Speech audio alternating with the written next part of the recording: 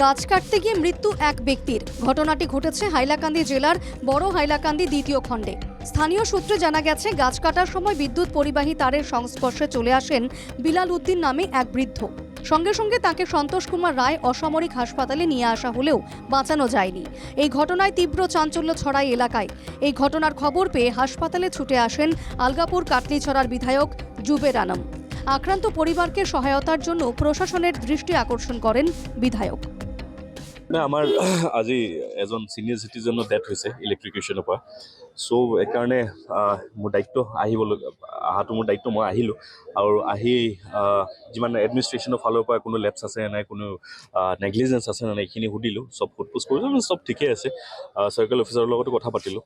Circle অফিচাৰো নিজৰ কাম ঠিকেই কৰি আছে। আৰু এনেকুৱা আননেচাৰেল ডেথ হ'লে যোনবোৰ মানে ফৰ্মেলিটিজ থাকে, ফৰ্মেলিটিজবোৰ অতি শীঘ্ৰে হ'ব লাগে আৰু এইটো ইনষ্ট্ৰাকশ্যন দিছোঁ। আৰু আহি দেখা পাইছোঁ ঠিকে চলি আছে। আৰু যোনটো ইনচিডেণ্ট হৈছে ইটছ ভেৰি আনফৰ্চুনেট। কিন্তু এতিয়া আমাৰ কথাটো হ'ল যে যিমান জল্দি পাৰা যায় গোটেই ফৰ্মেলিটিজ শেষ কৰি বডিটো ঘূৰাই দিব লাগে।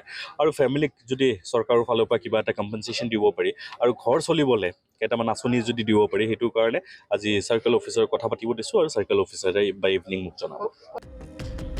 নিহত পরিবারকে সব ধরনের সহযোগিতার আশ্বাস দিয়েছেন বিধায়ক। ঘটনাটি কিভাবে ঘটলো তা খতিয়ে দেখারও নির্দেশ দিয়েছেন বিধায়ক জুবের আনম।